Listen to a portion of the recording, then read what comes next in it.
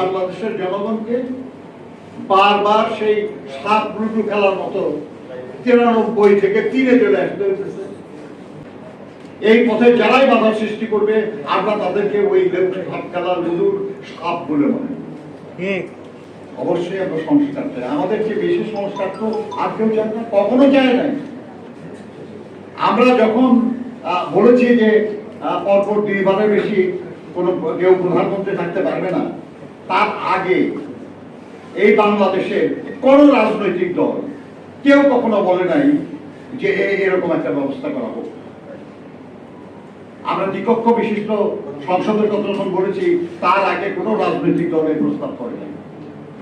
আমরা ক্ষমতার ভারসাম্যের কথা বলেছি, আমরা বিচার বিভাগের স্বাধীনতার কথা বলেছি, আমরা সুপ্রিম জুডিশিয়াল কাউন্সিল করেছিলাম যেটা বাতিল করা হয়েছিল, আমরা বলেছি আবার সেটা পুনর্বহাল করা হবে। আমরাই বলেছি যে সব নিয়োগে মেধার প্রাধান্য দিতে হবে। এই সব সংস্কার প্রস্তাব আমরা দিয়েছি। 2017 সালে দেশনেত্রী বেগম খালেদা জিয়া ভীষণ 2023-এর মাধ্যমে অনেক সংস্কার প্রস্তাব করেছেন, শিক্ষা, স্বাস্থ্য, পরিবেশ, বিভিন্ন বিষয়ে। তখন কেউ সংস্কার প্রস্তাব দেন নাই। এমনকি 2022 সালে যখন বিএনপির পক্ষ থেকে 27 দফা সংস্কার প্রস্তাব দেওয়া হয় তখনও কেউ দেন না। 2023 সালে আমরা যুগপৎ আন্দোলনে যারা যুক্ত ছিলাম তারা সবাই একসাথে আলোচনা করে সবার মতামতকে একসাথে করে আমরা 31 দফা রাষ্ট্র কাঠামো মেরামতের রূপরেখা ঘোষণা করলাম যখন, তখনও অনেকেই এই ধরনের সংস্কারের প্রস্তাব দেন নাই, কিংবা অনেকে তখনও জন্ম হয় না। আর সংস্কারের ব্যাপারে আমাদেরকে অভিযুক্ত করেন যে আমরা সংস্কার চাই না। আমাদের চেয়ে বেশি সংস্কার চায় না। আমাদের মতো কেউ তার ভাষার জন্য জীবন দেয় না। আমাদের মতো কেউ বারবার গণতন্ত্র পুনঃপ্রতিষ্ঠার জন্য এত জীবন দেয় না। সেই বাংলাদেশের মানুষ আমরা, আমি তো বলি সেই বাংলাদেশের গর্বিত মানুষ আমরা,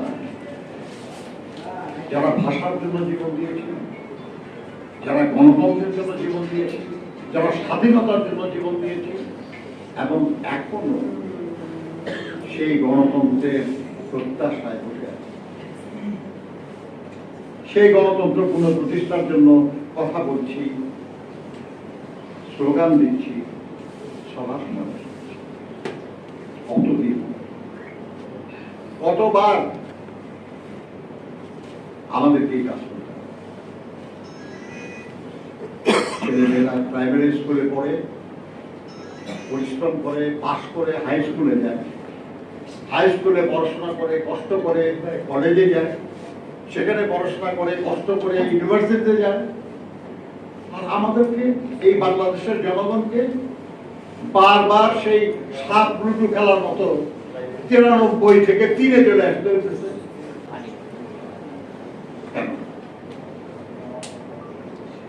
আমরা 93 থেকে 94, 95, 96, 97 করে 100-তে পৌঁছতে চাই। এই পথে যারাই বাধা সৃষ্টি করবে আমরা তাদেরকে ওই সাপ খেলার লুডুর সাপ বলে মনে করি। তারা আমাদেরকে বারবার ফিরিয়ে নিয়ে আসছে। নানান রকমের প্রশ্ন তোলা হচ্ছে, গণতন্ত্র পুনঃপ্রতিষ্ঠা করতে বাধা সৃষ্টি, এটা করতে হবে আগে, এটা করতে হবে আগে, এটা করতে হবে আগে। আগে আর পরের প্রশ্ন তো যা যা করা দরকার সবই করতে হবে। আমি এতক্ষণ ধরে যেটা বললাম যে ফ্যাসিবাদী সরকারের যারা দোষর ছিল, যারা নেতৃত্ব দিয়েছে, যারা তাদের সাথে ছিল, তাদের সবার বিচার অবশ্যই করতে হবে। কারণ তারা আমার বিরুদ্ধে, আমার পরিবারের বিরুদ্ধে, আমার বন্ধুর বিরুদ্ধে, আমার সহকর্মীর বিরুদ্ধে, আমার দেশবাসীর বিরুদ্ধে অপরাধ করেছে, অবশ্যই। কিন্তু সেই বিচার শেষ না হওয়া পর্যন্ত নির্বাচন করা যাবে না। এই প্রশ্ন যারা তোলে তারা আসলে এই কথা বলে একটা জনপ্রিয় কথা এড়ালে নির্বাচনটাকে বিলম্বিত করতে চায়। আমরা বলেছি যে দ্রুত বিচার অবশ্যই করতে হবে। কতদিন আগে আমরা লিখিতভাবে গভর্নমেন্টকে বলেছি, কথায় বলেছি যে আরেকটা ট্রাইব্যুনাল করেন আপনারা। একটা ট্রাইব্যুনাল হবে না, এত বেশি লোকের বিরুদ্ধে মানবতা বিরোধী অপরাধ হয়েছে। করে না করতে করতে কয়েকদিন আগে করলো, এখন পর্যন্ত সেটা কার্যক্রম চালু হয়। দোষ টাকা আমাদের ইনভেস্টিগেশন অফিসার নাই বেশি, আরো দিতে হবে, আরো জোগাড় করতে হবে, সেগুলো করা হচ্ছে না, বিলম্ব করা হচ্ছে। আসলে উদ্দেশ্য